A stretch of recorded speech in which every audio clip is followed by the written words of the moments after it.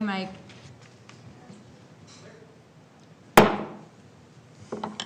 Welcome to the Human Rights Commission meeting for Thursday, May 23rd, 2019.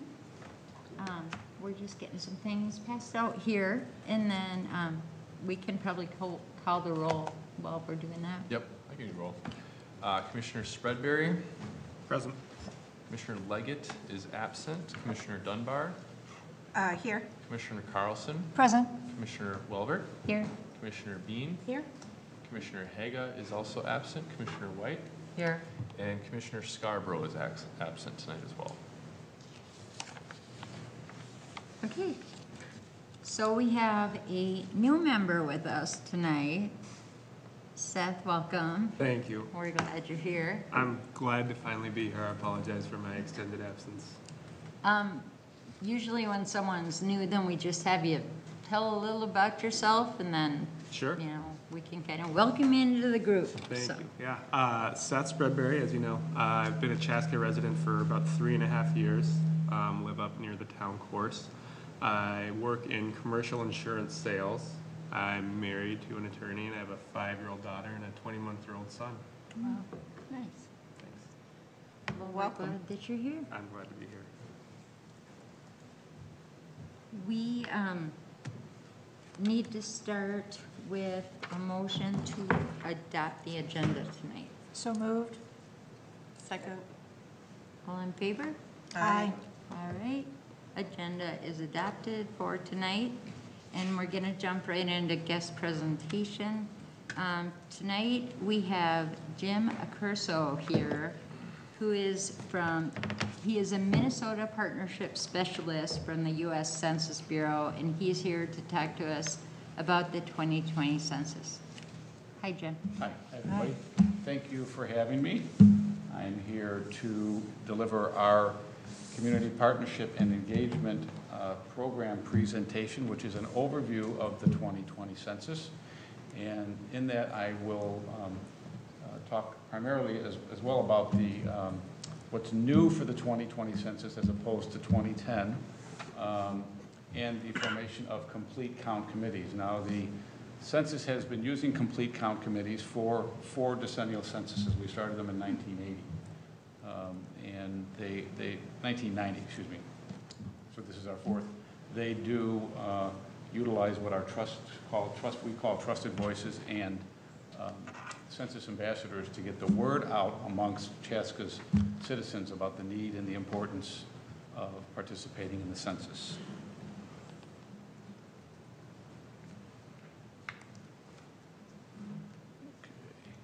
I want to start off first with a message from our regional director, Marilyn Sanders. Marilyn has been with the Census Bureau for 42 years. She thanks you for the opportunity to have me here tonight to present the Community Partnership and Engagement Program presentation to you. I want to let you know that in 2010, when you did work with us, you worked with our regional office out of Kansas City. Now the Census Bureau has, since then, the Census Bureau has downsized from 12 regional offices to 6. So Minnesota is now part of the Chicago region, and the Chicago region has grown from 3 states to 8. Wow. And those 8 states are up there now. It is a constitutional mandate that everyone be counted every 10 years per Article 1, Section 2. Everyone who resides in the United States, in all 50 states, Puerto Rico, Washington, D.C., and the island areas, people of all ages, races, and ethnic groups should be counted as of April 1st of 2020. And Census Day is a mandated date. April 1st every 10 years is what we refer to as Census Day. It's very important that everyone be counted because, as many of you know, legislative representation is based on population count. And afterwards, there will be the apportionment of the House of Representatives, as well as a lot of many different boundaries will be drawn based on census data, as well as a distribution of $675 billion in federal funding on an annual basis. Right now, you're operating on federal funding that was distributed based on the 2010 census. The 2020 census will affect federal funding for programs that rely on population count, and there are many There are handouts in the folder that I provided to you. Those will be distributed throughout the upcoming decade, 2021 to 2030. The 2020 census has been redesigned since 2010. We had to adopt a flexible design because we had many different challenges, many different outside challenges. The least not being, you have a mobile population, you have folks, renters who move much shorter time frames than they used to. They rely on mobile phones where they once relied on landline phones. Of course, you've got the distrust in government, not only amongst Americans, but amongst folks who don't understand how American government and programs work. They may be new to the country. People are inundated with information through technology and then just a general information explosion, as well as constrained fiscal environment and just declining response rates of all types. Folks have been responding less and less to surveys since the 70s. So we know that we need to reach out to folks at least 6 times to get the message through. And then when we dovetail that in with the National Communications Campaign, we're pretty confident that folks will participate. So the redesign that we've gone through, first off, is we establish where to count. We work with cities and counties to get an address database where the mailer is going to go out in 2020, and that's going to be in March of 2020. What's new this year in the mailer is only 5% of the population is going to get the paper questionnaire. 100% is going to get the mailer. The mailer is going to direct them to one of 2 options, either to respond by phone or to respond online. So that's our goal, is to get them to respond, to self-respond early on. There is another flyer that's in your packet, which depicts how that actual mailing is going to take place. It's going to be a 5-tiered mailing. Those that don't respond or go online by phone, with the first mailing, they will get a subsequent mailing, and then a subsequent mailing up to 5 different mailings before a census worker will actually knock on their door. So the purpose of the Complete Count Committee is to actually engage the citizens so that when that mailer comes, that they do want to go online, and then not get the subsequent mailings, of course, saving money, and ultimately not to have a census worker either knocking on their door or calling them. And then once we do count the population, we want to tabulate the data and get it get it up to our website so we can distribute the data. But we have to meet 2 key dates. We have to get the results to the President by December 31st of 2020 and to Congress by March 31st of 2021. We've kind of re-engineered our field operations.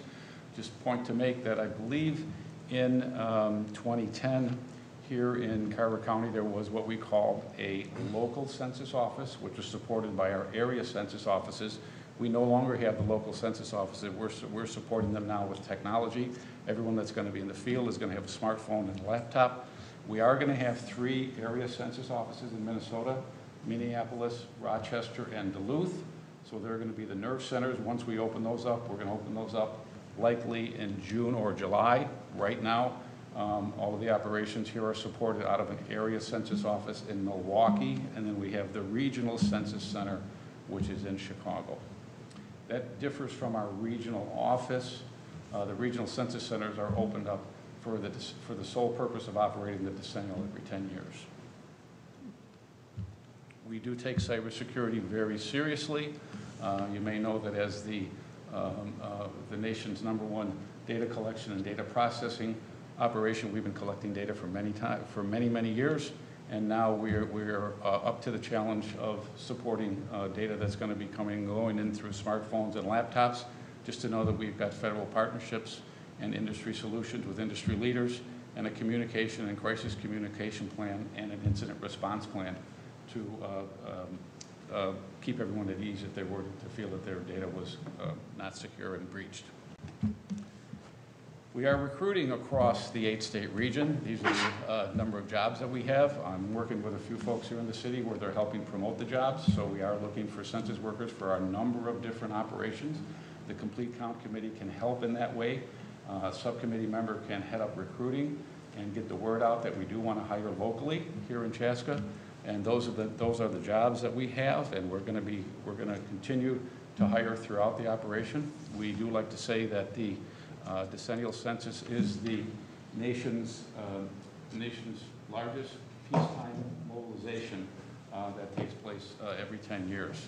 So we do that through the hiring process. This year, our hiring process is going to be online. It's going to be a 33-question assessment that people fill out and then fill out their application.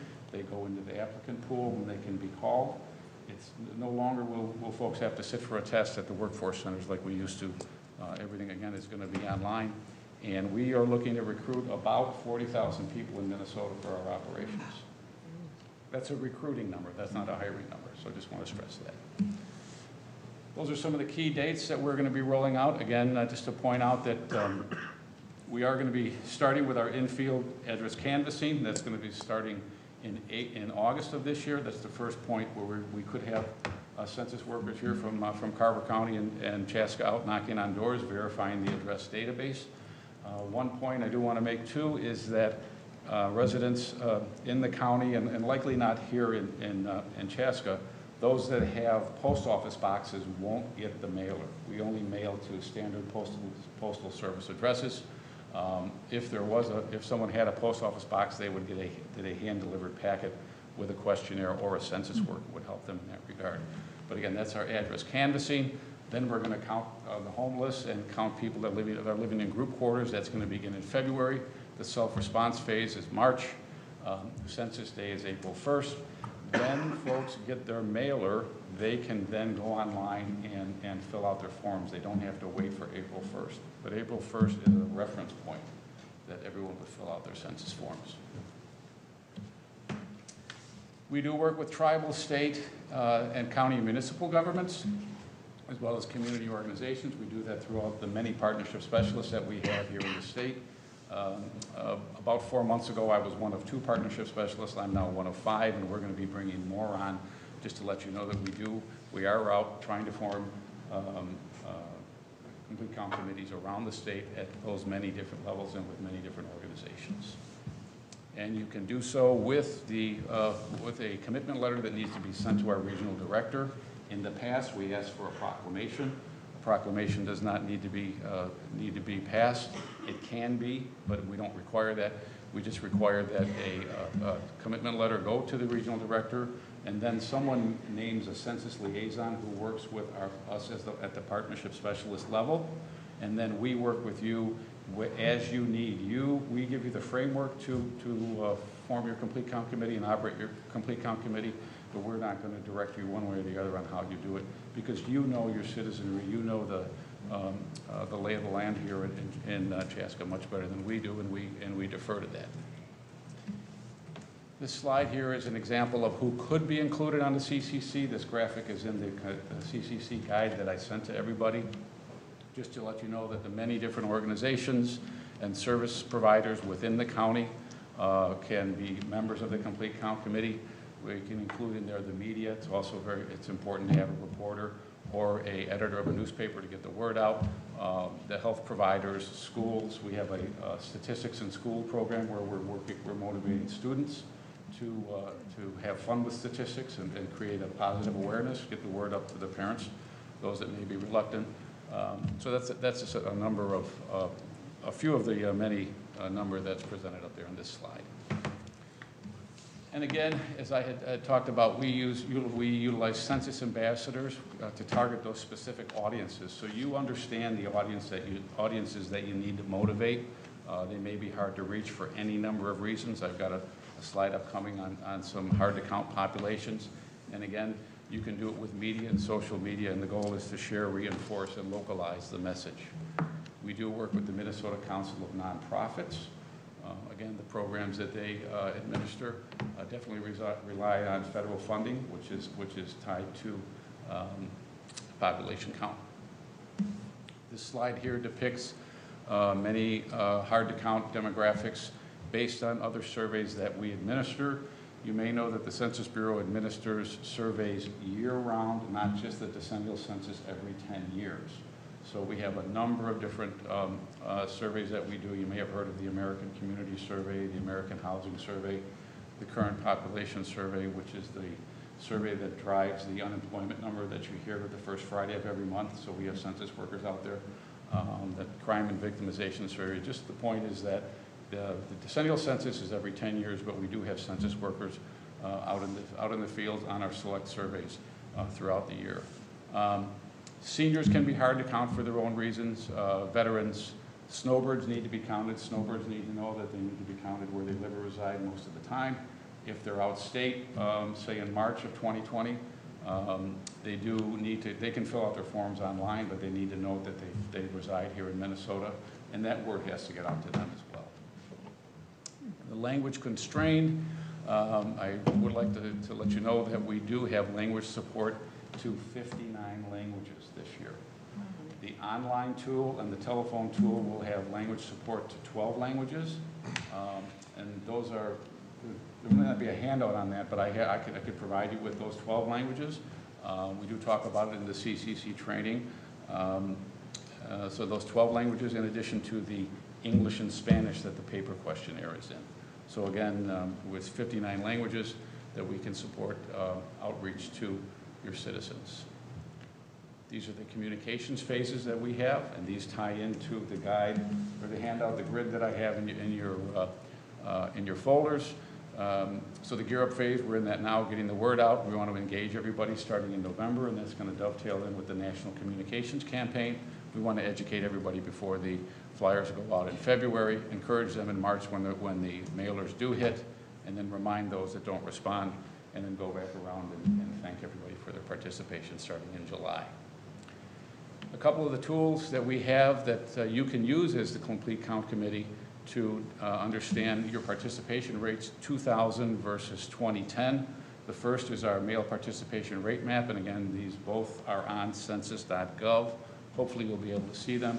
You can see here that I pulled up a map of Chaska, and Chaska's participation rate in 2000 was 79% and increased to 85% in 2010.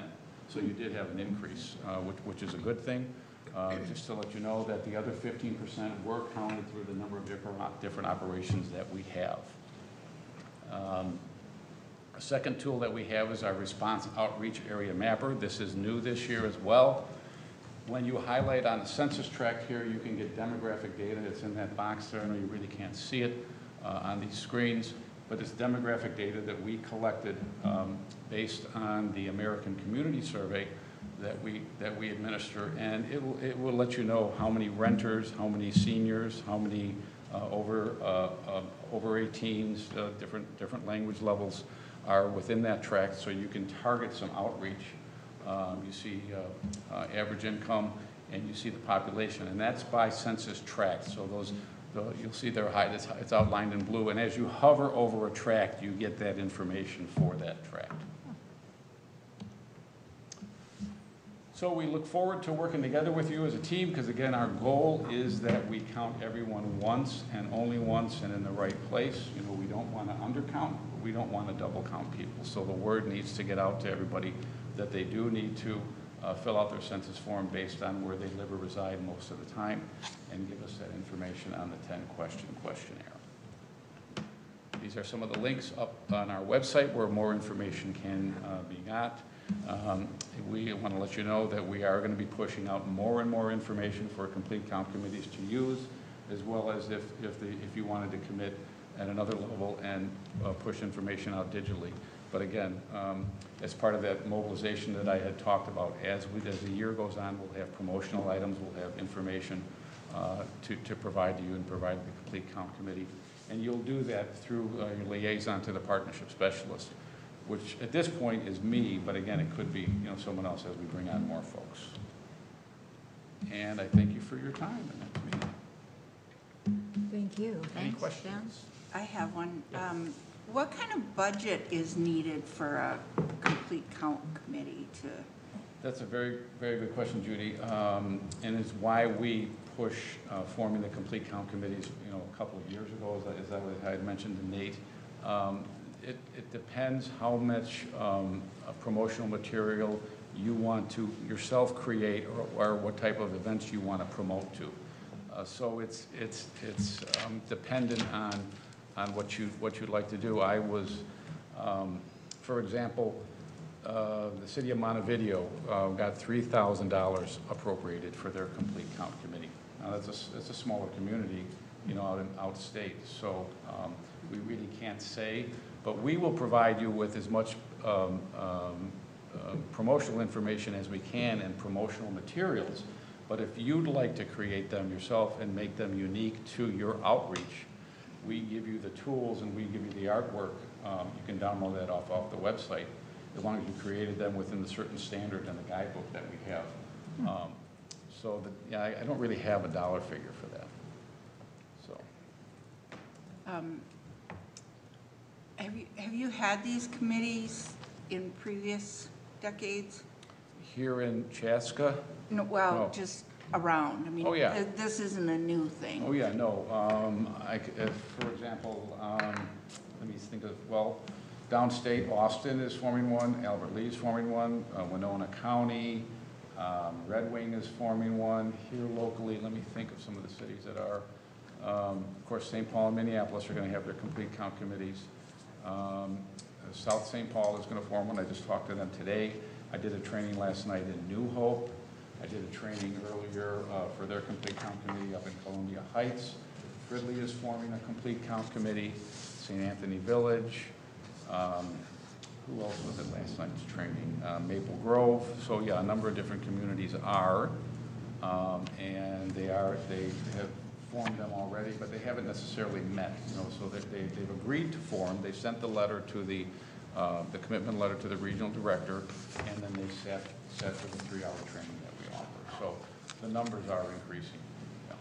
How many people usually are on a committee? I mean, I know it depends on the size of the city probably, but like ideally for somewhere like Chaska, how many people would you be looking at? Well, again, it depends on where, and that's a very good question. It depends on those groups that you feel maybe your hard to count populations kind of operate their everyday lives and they can get a positive message from. So it could be from the school, the school board. It's always good to have a member of the school board. It's always good to have a member of the media. A couple of business leaders. It's good to have business leaders because business leaders are using census data all the time. Health commission is good. Hospitals, somebody from local government. So maybe 8 to 12. But some of my smaller communities are doing complete count committees with 2 or 3. So again, it's really up to you. Again, we give you the framework. And you have that understanding, again, you have the understanding of your population better than we do. How do you don't have to go into detail about it, but could you give me a general idea of how you reach out to the hard to count populations? Well, you would reach out to them either through distribution of promotional materials, again, where they circulate, where they interact their everyday life. So at church, maybe in the church bulletin or at a church picnic, a church event, farmers markets. You could have a census themed parade or event. You could have a recruiting fair. It doesn't hurt to get out information about census jobs to people because you're creating awareness that the census is coming. So you could have a recruiting fair. You could have the mayor go on cable TV and talk about the message. And then we would media prep. We would provide them with the mayor or the highest elected official, or if any of you wanted to talk to the media to get the word out that way. Op-eds in the newspaper. So that information for drop-down information for articles and B-roll and all that, again, it's going to be up on our website. So social media does help, but again, the face-to-face outreach helps as well. Thanks. I have one more. So several of us heard Andrew Verdon's talk at a summit meeting. Mm-hmm. And one of the things that I recall him saying was that each count is worth like $1,500. Yeah, I think that's. And is that to your community, your city, or is that to the state? That's per person. Per so that's person. per person per year, the figure that he uses. So you multiply that times 10. Mm-hmm. So if that person is not counted, you take that, you can consider that figure. So if you're undercounted by 3,000, then you multiply that by 3,000. So that's an annual a figure per person. Every year? Yeah, yeah. And does it go to your city, or does it go to the state of Minnesota, or? It's by state. It's by state? Yeah. Okay. Yeah. But you can, but Andrew broke it down to an individual level. So again, Right. we say the 675 billion. I've seen that figure even higher, but our research supports 675 billion on an annual basis to states. So again, that's every year. Well, I was thinking that could be a way to get people interested if that much money was coming into our community directly, but it's coming through the state, so. Yeah, but if you individualize it to that individual, to that person, and you let them know that, if you don't fill out your form, that money is not going to come to Chaska. We likely may not have a new wing on the school. We might not have an addition at the hospital, or roads, or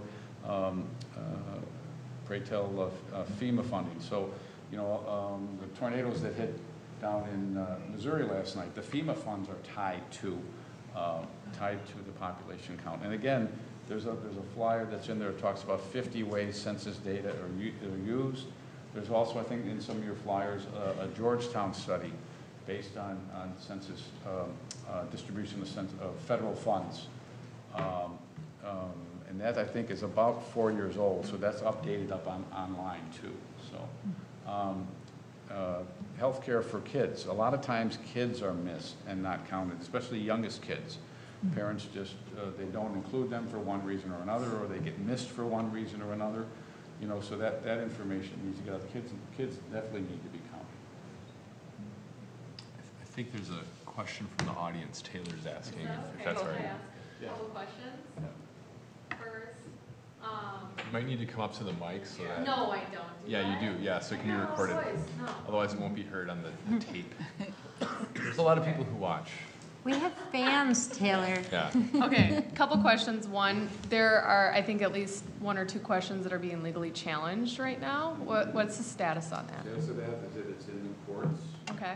and regardless, we will make sure that we. Could you come in just a little bit closer so I can get you on the microphone?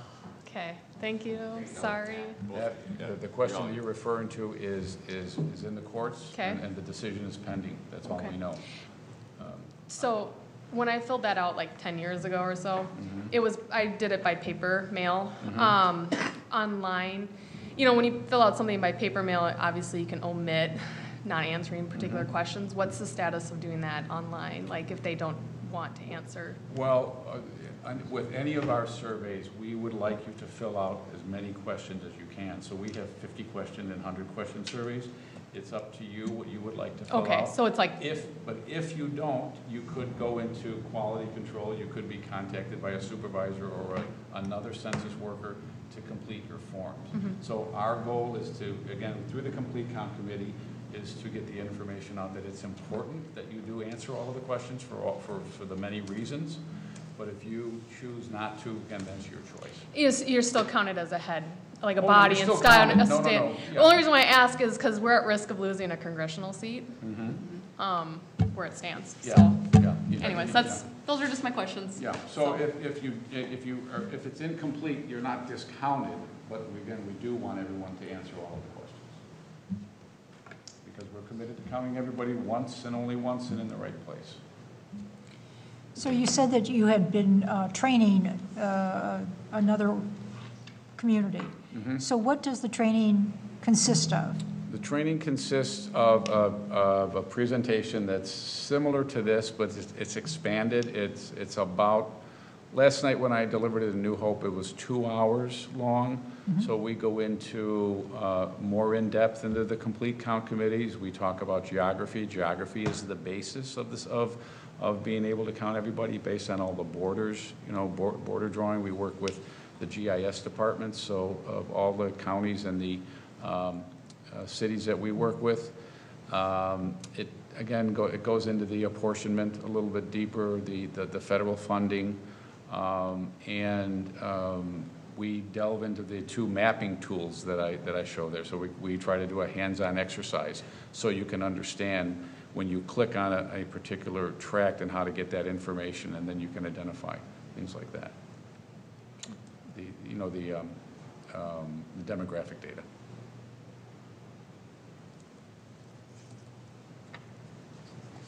Any other questions?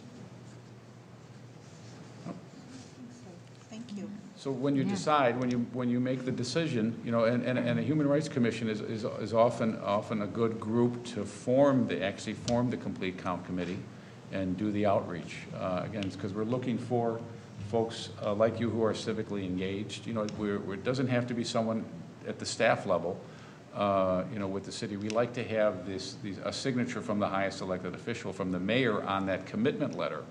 But again, we don't present it so that we're creating more work for city staff. It's a volunteer effort, it's an outreach effort, again, and you know your population, so that's why we work with you.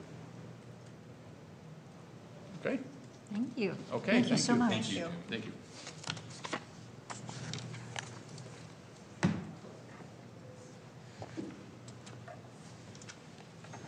So I think it's a reasonable question to ask us. Are we going to, what do we think? Is this something that the Human Rights Commission would like to recommend to the City Council to be a participant, to create a complete count committee? Or, Nate, did I hear something that suggested that perhaps the city has already determined they do not want to be part of a complete count committee? I'm not aware of a formal determination that's been made, so I'm not sure I don't know where you heard that.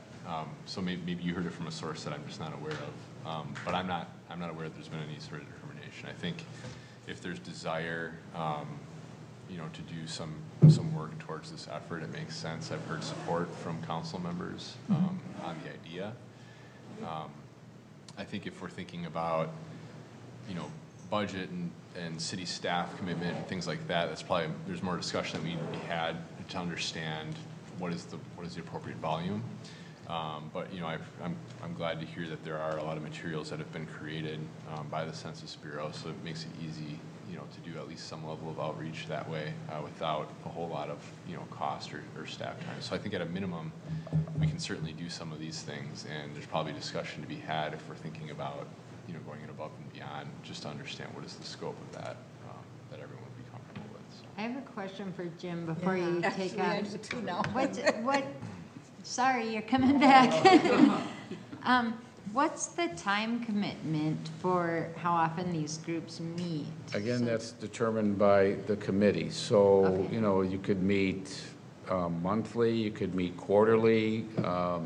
So the committee is made up of different subcommittees. So maybe a couple of subcommittees want to meet virtually, your social media outreach, so you could do that.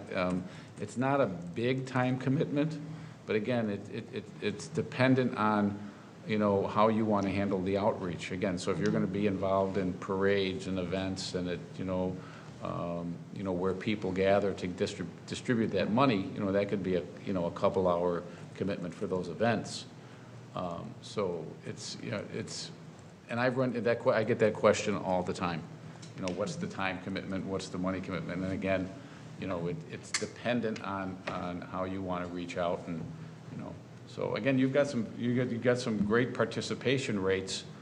2010. So for whatever worked in 2010, keep doing it. Right? That was good. But again, likely the makeup of your citizenry has changed since Chaska's changed a lot in 10 years. So, yes. yeah. So if you've got those communities, again, which we can identify, and you can go to census.gov, there's a number of different tools. You could go to our American Community Survey. We've got a American Fact Finder tool. We've got Census Reporter, where you can go in and you could put in Chaska, Minnesota, and you'll get all this demographic data. A lot of that is depicted in that the Rome tool that I showed, and you can see what your different population groups, how they break out. So, and if they are hard to reach, it could be apartment dwellers. Many times can be hard to reach, but again, they're hard to reach because you can't get into a locked apartment. But they're going to get the mailer prior to, weeks before a census worker is going to go and knock on their door. So the goal is to, distribute the information at the apartment complexes, to watch for the mailer. And to watch for the mailer and understand the importance and everything that's at stake. The least not being, the redrawing of all types of districts, the representation in Congress, and the funding. When you have this distrust in government, folks that don't want to participate in the census, many times they unknowingly are the recipients of programs that are driven by federal funding. So, uncovering that and getting the message to them there that you've got a win right there. So, I know when we went and saw Andrew's presentation, he had talked a lot about just all the rules involved with privacy and everything. And I'm assuming on the census website we could get resources about that so we could reassure people. I mean, I was pretty amazed by all the things that go into it and, what data is collected and who is actually allowed to actually look at the data. Well, I could go over that for you now. So that's per Title 13. There's probably, again, a flyer in those folders that I gave you. I think there is. There is. So we all have to take an oath and that we won't disclose any information that we encounter or share with another census worker if they don't have a census need to know. And if we were to, we could be subject to a $250,000 fine or 5 years in prison. That's per Title 13. The Census Bureau does not share their data with any other government organization. We can't by law. So again, under penalty. The demographic data that we collect is what gets processed and reported. The personally identifiable information gets sequestered for 72 years. So anyone that does any genealogical studies, you may know that you try to get information from the Census Bureau. Right now, you're going back to 1940. Exactly. So the personally identifiable information, that's separated out from the demographic data, and that's what we compile, and that's what we release, for the public to use, for universities to use, for corporations to use. We don't release that personally identifiable information. And anyone that works for us has to take an oath of confidentiality, pass a background check, a fingerprint check. They have to be U.S. citizens. They have to be 18. So it's pretty stringent requirements before you can work for us. So. To find out the promotional materials that are available, do we go to census.gov? Go to 2020. That's a very good question, Commissioner. 2020census.gov. Okay. I didn't have the link in this presentation, but I think I've passed it on to Liz Hanson. But I'd be happy to, Nate. I'd be happy to pass it on to you, or if you if you were to go to 2020census.gov and search, you should be able to find it. But if you need that link, just shoot me an email. I'd be happy to send it to you. And how long does it typically take when you place an order for promotional materials? That, if you let me know, of course, the longer, a couple weeks in advance. If you say if you needed flyers or handouts, I get them bubble wrapped and in stacks, and I can have them shipped to you if you have a particular event, if you know what you need. Okay.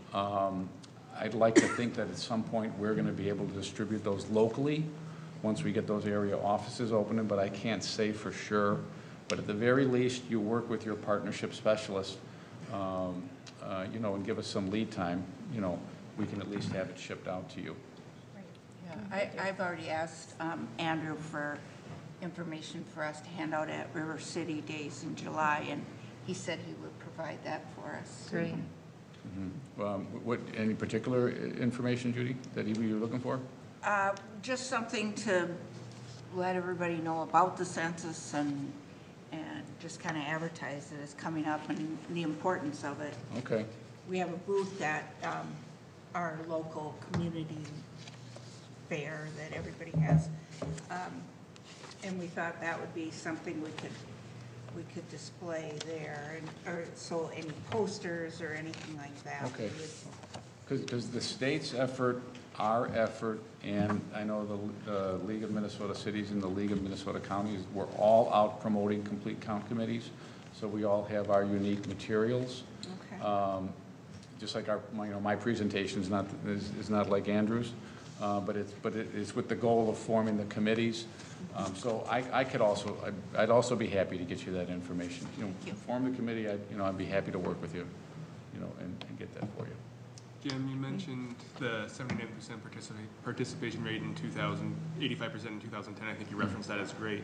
Has there been a historical measured impact of a complete count committee on participation rate, especially where an area is considered highly participatory? Yes, Commissioner, it does. Complete count committees do impact the participation rates and increase them because, again, in those hard-to-count populations, you don't have a census worker or you don't have a city worker out there talking to those individuals who may have some distrust or a misunderstanding. It's a trusted voice. It's a neighbor. It's a pastor. It's someone from the gym. That they wherever they someone that they trust. Any figures that you could share about the percentage increase participation? It might be in that guidebook that I handed out.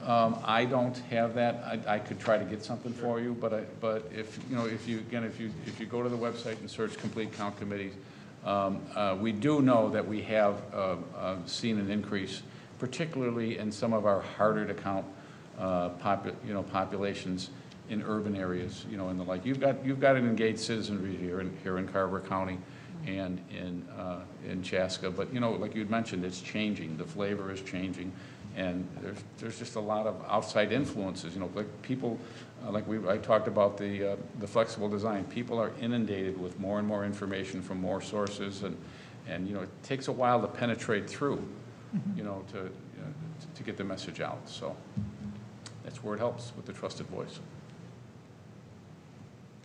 Thank you. Okay. All right. Thank you. Thank you. Thank you. Please do shoot me an email or give me a call. I'll be glad to help anybody at any time. Definitely. Thank you.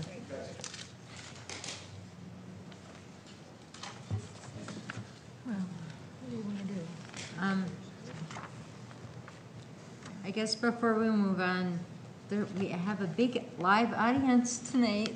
If anyone was here for a guest presentation, just raise your hand. Jenny? Sure, yeah. Thanks so much. That was really great. Again, I'll just introduce myself. You know me, I'm Jenny Stone, and I wear a lot of hats. I'm a community member, I'm a mom, I'm a teacher, and I'm a school board member, and I just want to wear a few hats really quick for you. As a teacher, I see the divisiveness we're experiencing today in our communities, state, and nation, and it puts a tremendous amount of onus on our children and our schools to fix racism, to somehow get it right, even when our society is getting it wrong. I see as a parent, a school board member, and a teacher that the safety of our children is paramount. And I want to work with all the leaders in our community to combat systemic racism. As a teacher, I know what gets measured gets done. You've never seen studying like you do the day before a test. The work that the Equity Committee and the Equity Audit that the district has asked the University of Minnesota to partner with us, I think is a great step forward. We'll have some measurable outcomes, and I'm really excited about that. I do believe that top-down change is rarely implemented with true fidelity. It's not long-lasting and it's not sustaining. I think the only change comes through working together as a community for the betterment of all of our schools, for the safety of all of our children. So I just wanted to thank you again for taking time to partnering with our schools every week. Thanks. Thanks.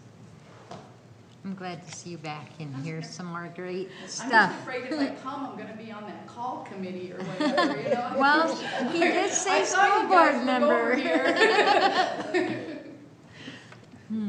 Thank you. All right. I guess we will move on to approving the minutes from last meeting that we had. Everyone should have gotten a copy of the minutes sent out to them. I have a correction on page 4. The first sentence says Dunbar noted that she was at the table at a community conversation and only 2 of the others weren't school board members. that is not correct. It should be school district employees. They were not all school board. In fact, there were no school board members at my table. Okay, so instead of school board members, it should say that it was school board. District or, I'm sorry, employees. district employees at your table. Okay.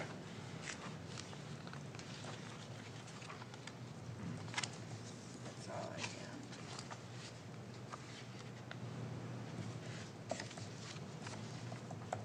All right, we so can make with that that correction. change, Mm-hmm. then do I have a motion to approve the minutes from the April 25th meeting? So moved. I second. All in favor? Aye. Okay. Motion carries and the minutes are approved. Nate, you have new news for us in the treasurer's report. Can you please share it with us? Big expenditure over the last month. So this happened, I think it was maybe 2 weeks ago, was approached by the chair of the powwow, which took place last weekend, asking whether the Human Rights Commission would be interested in supporting again, like it did last year. So last year, we supported the powwow by providing some water and granola bars. And we did that. And so I let this person know that, unfortunately, we wouldn't have a meeting between the ask and the powwow, but I would go ahead and just get those granola bars and water and offer up to you all sort of retrospectively, is that an okay use of the dollars? If you decide that you don't want to do that, we'll find the dollars from somewhere else. So the expenditure was $44.87, which is part of why I felt okay taking the risk of making that purchase. And on you your did behalf. give me a call and I said, I did let Jen know. I agreed with Yep. him. Yep. And I also explored the option of getting the granola bar donation through Commissioner Leggett and General Mills like he did last year, but unfortunately the request was too short of notice, so he was unable to do that. So that probably increased the buy or the purchase by almost double, unfortunately, but here we are at $44.88 of expenditure. So if you're okay with that, that would put our balance at the end of this month at $1,955.13. I think it was a good decision. Do we have to do a motion? Usually we do approve expenditures. I feel like that was kind of kept secret this year because I heard recently that they were having this powwow again, and I thought, well, I wonder why we never heard anything. Mm-hmm. But was it advertised, and do you know? Did The anybody first hear? I became I heard aware of about the it when powwow they was when I was started asked to granola purchase the bars. granola bars and water. Yeah, that's what I heard. And I did offer up that we would be happy to help promote, and I did request that they send some information our way. We would have posted it on our website and social media and things, but I don't know. They must have gotten busy trying to get prepared. So I did see a sign outside of the middle school, sort of trying to direct people in, but I only saw that I think the weekend, or a couple days ahead of the weekend that it occurred. So yeah, I don't know. It's too bad. Well, I make a motion that we approve the purchase of water and granola bars. I'll second it. Okay, all in favor of spending 44 something, $44.87 for the 87 record. cents on granola bars for the powwow, signify by saying aye. Aye. All right, well, the motion carries, and you can change your treasurer's report now officially, Nate. Yes, Thank you. We'll move on to item 6, the old business, to kind of revisit a few things. I'm just going to remind everyone again that on June 17th, we are having a joint work session with the council and boards and commissions in the city of Chaska from 4:30 to 7 right here.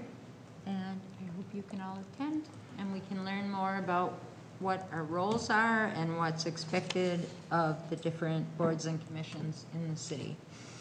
Yes, just point of clarification, the meeting will actually be at the fire station. Oh. There's a large meeting training room inside the fire station. That'll be just the size of it, given that we're going to have all the commissions and council present for that joint work session. We just need that extra space. So that's where it will be. Okay. Thank you.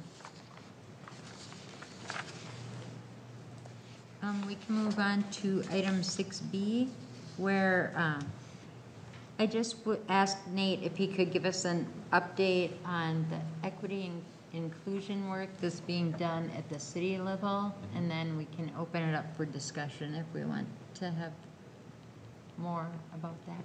Sure. I did include a report in the packet for tonight. So I'll summarize that. The city has been working across a number of different organizations over the last, well, since the mayor's statement went out. I think it's been about a month or so now. So we've been working with the school district, the city of Carver, and the city of Chaska.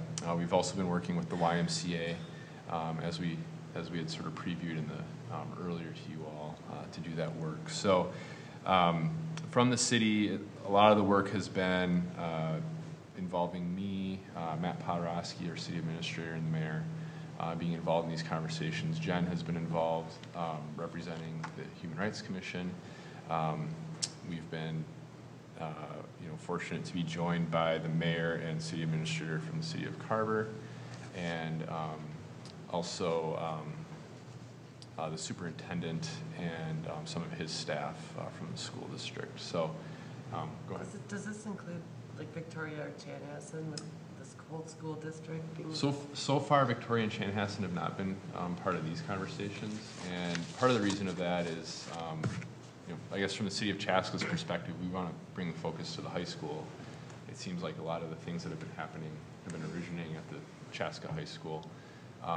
And the way that the district boundaries are drawn is primarily the city of Chaska and the city of Carver who are sending students to the Chaska High School. So that's part of the reason for that. But we have had numerous meetings. One of the meetings was with the YMCA and their staff to talk about the services that they provide. They provide a wide range of services. It kind of depends on the need and whether it's training or community discussions. They can offer a wide scope of things. So we had a good discussion with them involving the school district, both cities, Jen from the Human Rights Commission, and then a couple of parents as well. I think the group agreed that the YMCA and their services and their ability to host community discussions on the topic and sort of move through that discussion to come up with actions and implementation efforts from that was well received. We've allowed the YMCA now a little bit of time to join some other meetings at the school district to hear about and learn about what the school district has already been doing and is currently pursuing, and I think in some cases is added to the efforts that they're trying to do towards this topic. With the idea being that the YMCA doesn't want to come in and duplicate effort or to go down a road that's going to hurt the things that the school district is trying to do, or they want to be a good contributor and a good addition. So they've joined some meetings, they've observed that. We're going to actually have a discussion with their person tomorrow about where they're at, and we do expect to receive a proposal from the YMCA shortly after about what they see as being most effective from what they can offer. So I know they're talking about, right now at a high level before we have tomorrow's discussion, I'm sort of previewing, but I know they're thinking about, how they could help host community discussions, and it may be a series of those. We have to talk about what makes sense there. And they're also have partnered in the past with a group called, I think it's Anita's or Amita's? Manita's Table. Manita's Table. Manita. Yeah. And that is a group that hosts community meals. And so they'll come in and provide a really good meal. And that's a way to get people to the table and have a discussion. So the theory there is that when you sit down and you have a meal with someone, that puts you in a much better place to have a respectful conversation. And you've already sort of developed somewhat of a relationship because you've eaten a meal together. So it's a good way to kind of just set the tone. And my for understanding is that at those meals, it's kind of a guided discussions. Right. So you're not just going and sitting down and eating. Right. You have topics that they suggest you talk about, and it's real intentional about how they do everything. So she had talked a little bit about it, and it could be for a group of 20 or a group of 400, depending on what the community is looking for. So it sounds like somewhere down the road, it could be a really effective way of, having discussions among people. Yep. Yep. So that's kind of where the YMCA discussion sits right now. We're waiting on the proposal. I expect that's going to happen soon, and then we'll have something that we can move forward on from that. In addition to that, the Eastern Carver County Leaders Group. So this is a group of elected officials and like city administrators, county administrators, some of the higher level officials of our communities meet on a regular basis. The school district is also involved in that one. In the past week, that group met. They brought in a speaker from the League of Minnesota Cities to discuss what the league has done with communities on this topic. And that group agreed that pursuing some work with the league at a countywide basis, and I think this would probably start at the leaders group level, is something that they want to pursue. So that's another thing that's happening and moving forward. And then last, to offer up that the city of Chaska as an employer, we've been working over the last several months now with the YMCA to talk about how they could come and provide training to our staff. And so that discussion has continued. We now have a proposal from the YMCA on that, about what that could look like. So we're actually talking today about how we can go about sending all full-time staff through a series of trainings that would occur over something like a 4 to 6 month period. We're still working out details.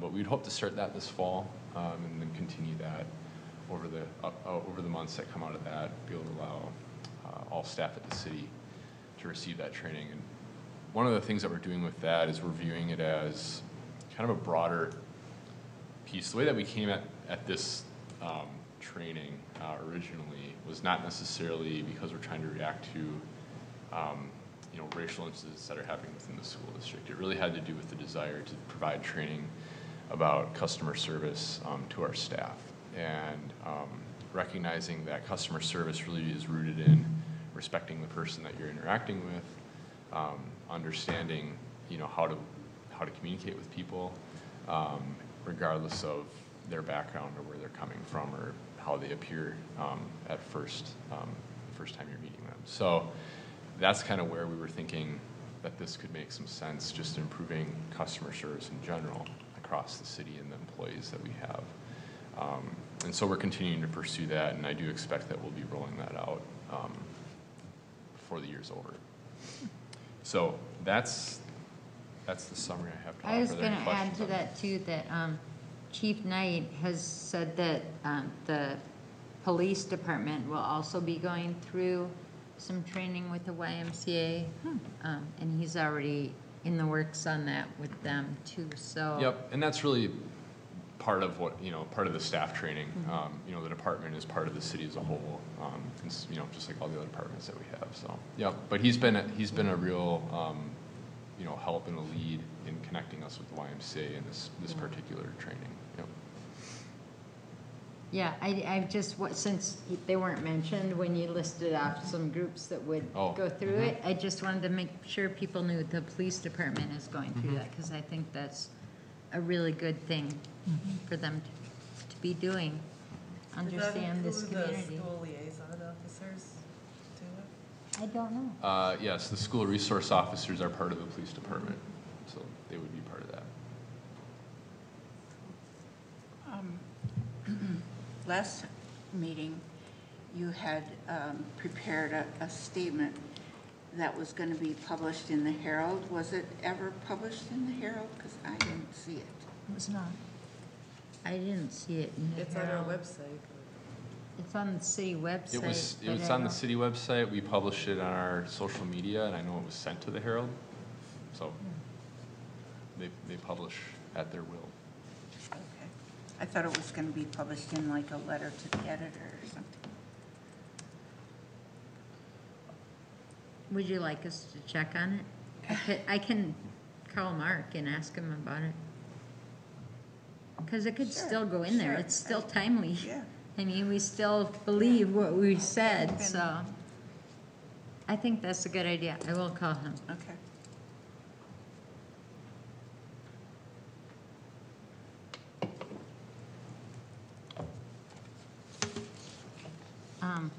Well, Madam Chair, Yes, go ahead. is there anything that the members of the Human Rights Commission can do to assist you in your role in participating with the school district? Or Nate, is there anything else that we as members of the commission can do to help participate or facilitate discussions with the school district? You know, I think at this point, it's really at a point of trying to, materialize the plan to move forward here. Working directly with the YMCA and coordinating with the decision makers at the school district and the cities. I think once we understand that plan, there'll be a timeline that gets developed out of that. I do anticipate there's going to be community discussions that will be held and things like that. And so, once we understand the specifics of the rollout and the implementation of the plan, I think we'll understand a lot better about how we can get support from the Human Rights Commission, community members, and things like that. I'm sure, I would imagine that there's going to be a role to be played about, in order to promote these things and try to get involvement in the community. I think that's going to be very important.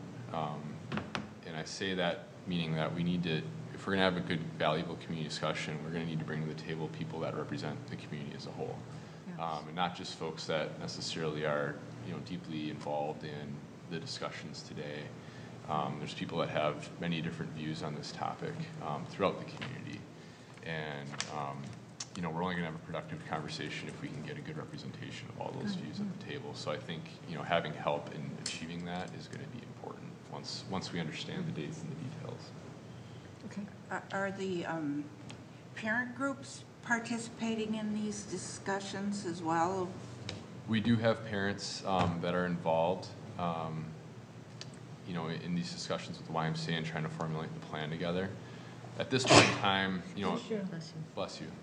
As we're trying to get these details figured out and the initial planning, I think it's been important to have sort of a core group that's smaller in number at this point in time. Just because, I'll use the kitchen example. You get too many cooks in the kitchen, it becomes very hard, to execute the recipe. So that's kind of, where we're at right now. But we do have parents that are involved in the conversation. I think that, just a second, Jenny. I think when I look at last month, where we were at and where we are now, last month I was very frustrated because I felt like there was no plans in place and there was a lot of talk but no action. And I feel like the wheels are really in motion for this action to start, but putting together proposals and getting schedules to work out does take different logistics into account. But I truly believe it's happening. I mean, I've been involved with the city meetings and then with the Equity Advisory Council at the school district, which is a group of parents, and then school administrators that are also working. And the YMCA came and listened at the meeting that we had. So I think they could get a broader idea of what leadership at the city was talking about and what parents in this other group were talking about. And so I think now they have a better picture of what's going on. And so I feel like they're able to formulate what would hopefully work best for Chaska. And so now we wait. And that's hard, and it's hard to be patient. I would say for now, things you could do is when you hear of an event happening, be supportive. be caring to people who are being hurt, and, you know, speak out against racism. I mean, last month, we all agreed to our statement from the commission that said that we don't tolerate that and we don't stand for that. And so by living that out is what we can do right now. And then when we have a plan, we'll let you know when we need your help for sure. Jenny had a comment. Oh, yeah. Well, I Jenny. just wanted to mention that as we were forming the equity committee at the district, we asked for volunteers. We had 120 people step up and fill out applications. And Commissioner Leggett was one of the community members that helped select 20 people, like you said, too many cooks in the kitchen, so 20 people to be on that committee. And I think they're working on a town hall meeting, a town hall style talking style meeting, so that's come out of that too. So I think some really good things have come out of the last month. But Commissioner Leggett did help choose the people for that committee. Right, So- and the committee also voted on, at their last meeting, that they would like the minutes to be published publicly, so people can see what action steps are being taken and what we're discussing. Where and would you go to find those? I think that they will be on the school district We have site. We have an equity page up, so you can find it all there. I don't know if they're up yet. I know they just I got don't know if those approved. meetings are up. So, they should be up shortly though, because we said they need to be in a timely manner. So that was one of the things. On the idea of updates as well, Matt Podorowski does a report to the council as part of every council packet. So he's including this topic as a regular item in his report to provide the updates on what the city's work is. And then we're also using those updates. I think it was just last night that was posted on our social media page as well. So there are ways that we're trying to get word out on, you know, what the city is doing on the things that we've committed to as well. I would really emphasize that action. It's great to hear about all the plans being taken and actions being taken, especially centered around the school. But as someone that's not yet involved in the school system, I think a lot of people like you are feeling frustrated, and they haven't been able to witness the actions that are being taken, so they might still be feeling frustrated. So I think the more information we can spread about the response and the actions that are being taken towards progress will help people. Do you think there's other ways that it could get out to people who don't have kids in schools besides just the social media page and the website? I think the social media efforts are great. I saw the response letter while I wasn't here last month to approve it. I fully endorse it, but I did see it on social media and through my Nextdoor app and a number of responses. It would have been fantastic to see that in the Chaska Herald. It still would be, even if it's a slightly less timely, like we said, it's still pertinent information and still emphasizes our feelings. I'd say the Herald is probably the largest read, most distributed piece of content that we have. So the more placement and visibility we can get in there, I think would be helpful to those people that aren't necessarily part of the district, the school district yet, or active participants in the school district. Yeah, I think a lot of people still read that paper. I mean, Absolutely. you read the Star Tribune maybe online or something, but I love reading the Chaska Herald every week when it comes. The minutes are up. Oh, good. On the district website, on the equity, On the equity Page. advisory, yep, the May 16th meeting is up. Okay. We'd asked for full transparency, that's why I'm just checking. good to know.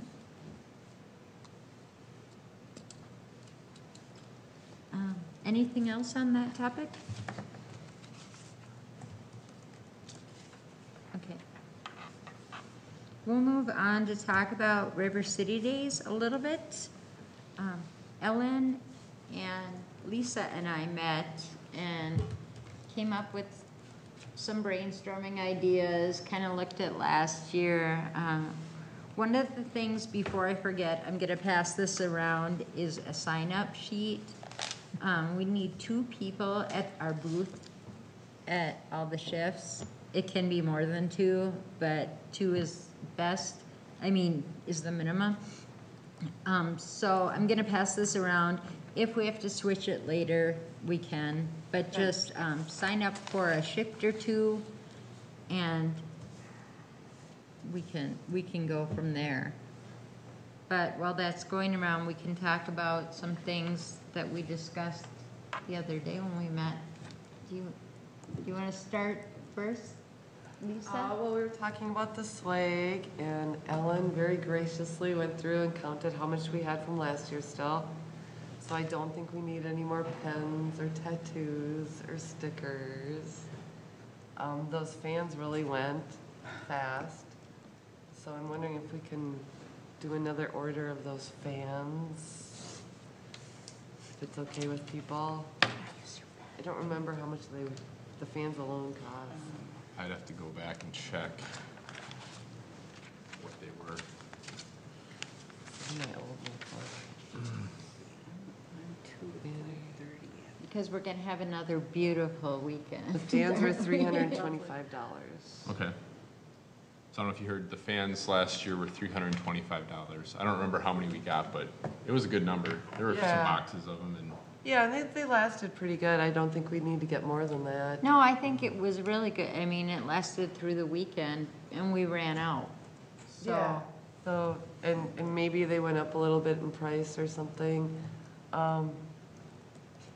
But would everyone be okay with, how did we do it last time we? I think last year we did an up to amount, which then We were gonna allowed staff to go ahead and just make the purchase with some wiggle room. So if it was $325 last year, maybe we say $450 this year, if you're all comfortable with that, and that should be plenty of room to work with them. So is that the only item you're recommending we purchase?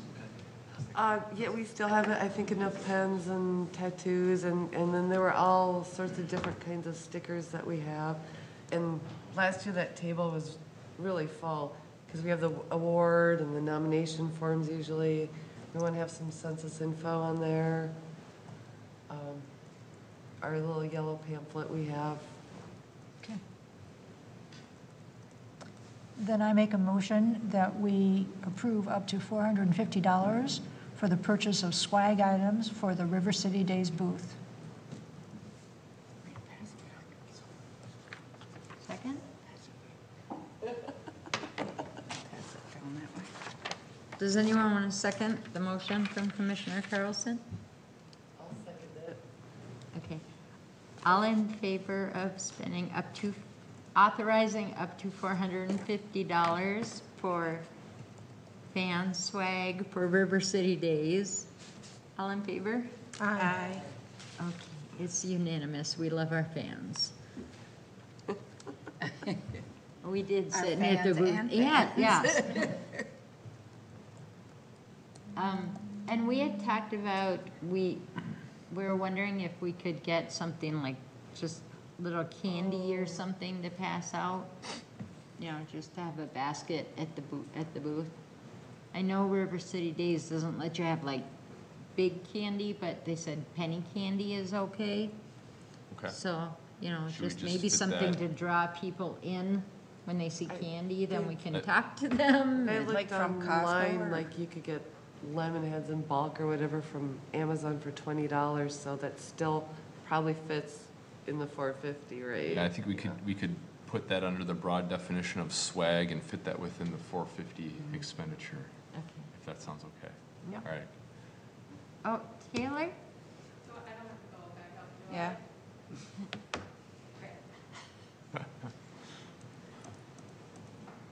Being a past commission member, one of the years that we did River City Days, we did kind of an engagement with the children. And I felt like that was the most fun year and the most successful year as far as engaging with people in general. What we got was a really large map, and we laid it in the grass. And we had kids come over, and we had them guess where countries were. And so we can engage with them and then talk about different countries, kind of make it a multicultural experience. And parents really enjoyed that. And then we had other little games, like we had chopsticks and had goldfish crackers, and they would try to put them in a cup and things along those lines. So one year we just had it be kind of geared towards bringing in the kids, which brought in the parents because they obviously were with the kids. And then we were able to talk to them about other things and kind of spread the word about the commission. So just sure that's not in the notes anywhere from like 10 years ago, but anyways, this is an idea in case you guys are looking for But it's something we had talked about, is there an activity that we could use? The map was very engaging. Kids were very excited to guess where other countries were and then to learn a few fun facts about like particular countries. I felt like that was a nice and engaging experience. So I'm assuming like the exchange students from the schools will all be gone because it's over the summer and things like that. Probably at But that point. yeah, so yeah, that was Thank you. my bit. Thanks so. for the idea. Yeah. I know that we're having our theme at the booth is the census this year, so I don't know if there's an activity that would maybe even correlate with that, but it's something we can definitely brainstorm about. We have time Yeah. before, I mean, we have actually 2 more meetings, but only 1 planning meeting before River City Days. But that's something that we should think about for sure, because I think it would be great when you get kids that come in, then you get parents that come in, and so then we can talk with them about things. Sounds good. Perhaps the subcommittee could meet on that and come up with some ideas and present it at the next Sure. meeting. Sure.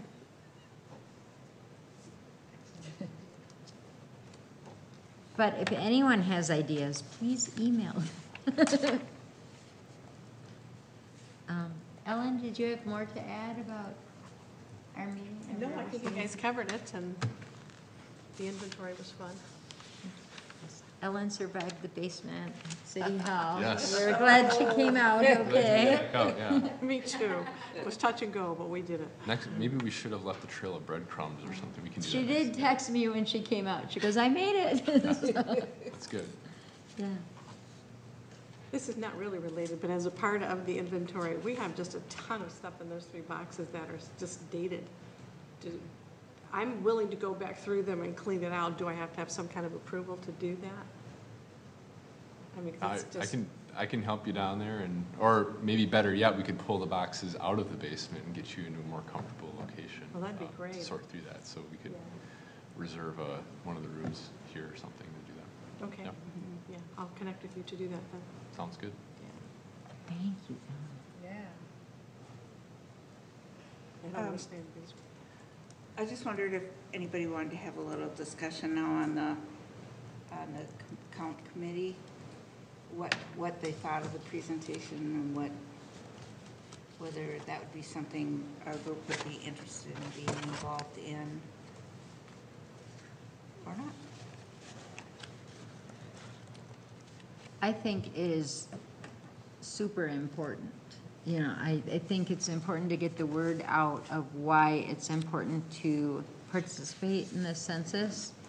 And I think there's a lot of unknowns, so I think it could only benefit our city and our state if we have everybody involved in it.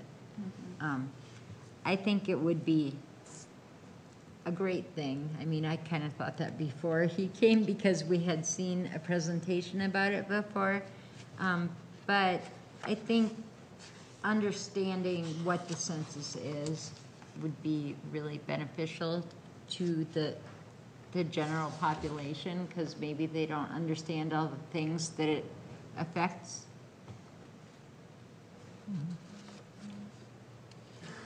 And I liked that he had said it's not a huge time commitment. So what would be the first step to starting something like that, to get involvement from other groups? Well, we don't get to decide about it. I mean, if we agree that it's a good idea, then we make a recommendation to the council. Is that right?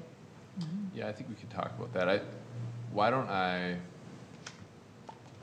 thinking here, if you're thinking you want to make a recommendation to the council, I could work to do that. And we could maybe have a discussion about, you know, what a complete count committee could look like. You know, I think there's some discussion to be had about whether it be the Human Rights Commission that serves as the committee itself. That was one of the ideas that the visitor offered up, or if we want to try to expand it. I think we need to think about, you know, what is the charge of the committee, who are the populations that it's trying to target, and what makes the most sense within that. Also recognize, you know, it sort of grabbed my attention that we had a 85% participation rate last time. So, you know, what is the most effective approach using a committee? It sounds like by and large, a lot of people are probably willing to participate, but, you know, acknowledging there are, you know, some populations with our community who may be more difficult to reach. So how do you target those, and how do you channel your effort in the most productive way? I think are questions that we would want to think about and figure out. I guess that's what I would like to focus on, is those hard to reach populations, just because it seems like the general public is, I mean, Minnesota's always good at participating in elections and in the census and all these things, but the harder to reach populations, I think that would be really great if we could find ways that we could reach out to those communities. Mm-hmm. On page 11 of the guidelines that were sent to us, the Complete Count Committee, there's a great little picture of people sitting at a table, and they identify people like our mayor, a public school system, regional associations like the chamber, a state representative, philanthropic organizations, faith-based organization, and heads of community organizations being recommended participants in a complete count committee. So I would think that if we, moving forward, unless just our group, the Human Rights Commission, wanted to be the complete count committee, I think that's too narrow of a focus. I think we need to have those other partners at the table if this is something that we want to recommend forming.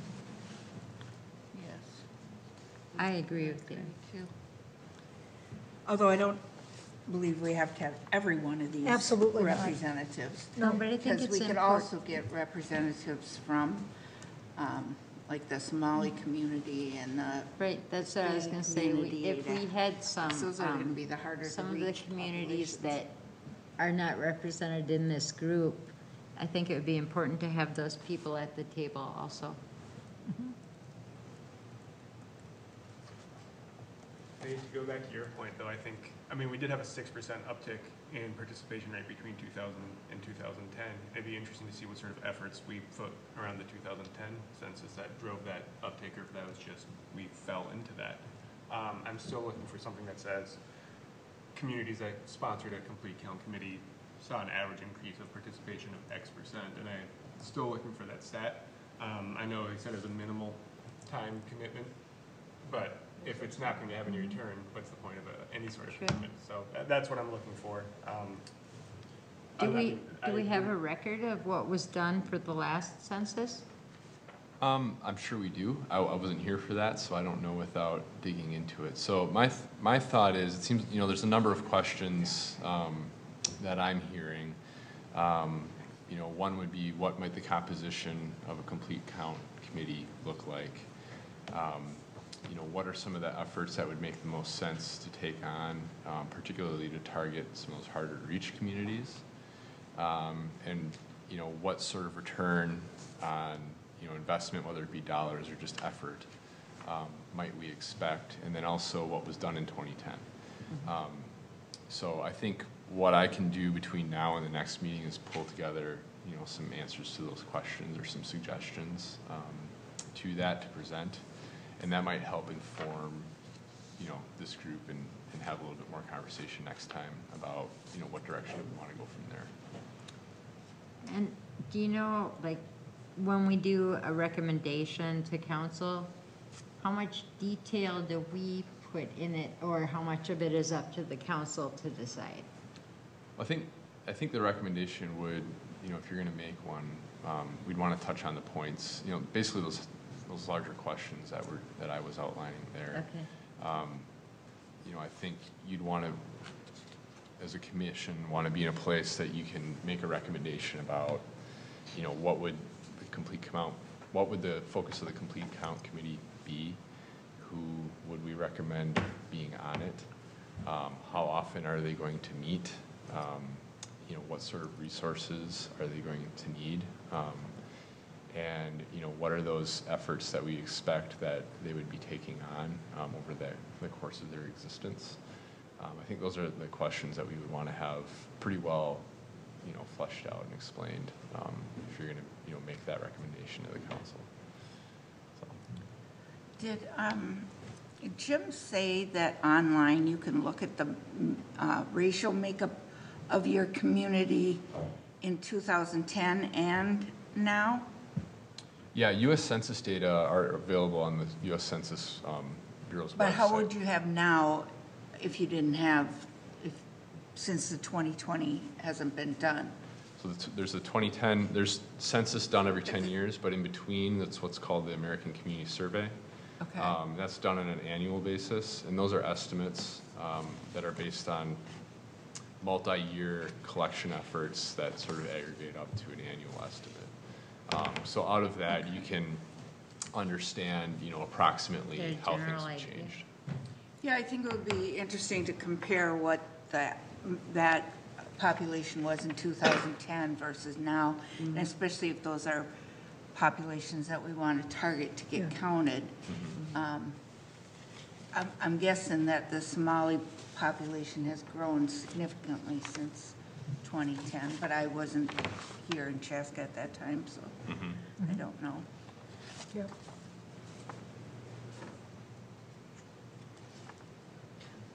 Well, if you look at getting those questions answered, we can look online too. It sounds like there's a lot of information online that we could come back with and have a discussion with next time. And then I think we need to make a concrete decision at our next meeting if we're gonna do the recommendation or not, because that will be June. And 2020 is 6 months away from then. So, time is really of the essence on this if we wanna get moving on it. Yeah, and keep in mind, there's still not a lot of time, but the census is April 1st of 2020, is, as of that date when people are supposed to be responding. And so it's not like, January 1, 2020 is the end of the effort. There is time after that. Nevertheless, I think, we want to try to make a decision and move forward with something. So. And I would just like to say that even if we don't want to do a formal complete count committee, we as the human rights thing can still promote the census in particular areas. Right. Yep. That's a good point. I agree. And, I was encouraged to hear that there's materials that are already created for marketing and promotion. It's, I think it'd be easy enough for city staff, working with our communications and things like that to be, putting some of those materials up and making them available in different ways. So I think there's plenty of work that we can do without, taking on minimum effort, with a minimal effort,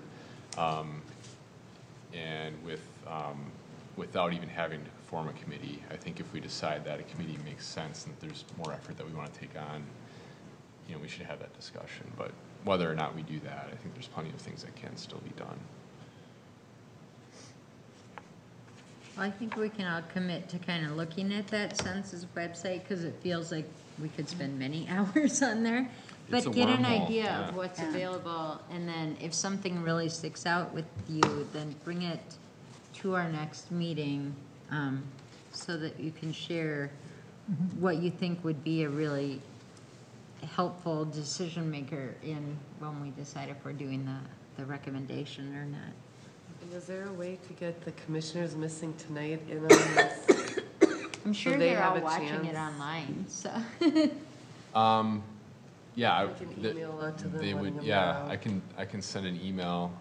But I'll need time between now and the next meeting to pull together a report, so. Oh, no, just a heads up to them to like, we're gonna talk about this the next meeting, here's the site to go to. Oh, I see what you're saying. Just Okay. a heads up Encourage that them they to can take a do look. their own research. Sure, yeah, we can do that. It's not a problem. Just a little homework blurb kind Yeah. of thing. Yep, yep.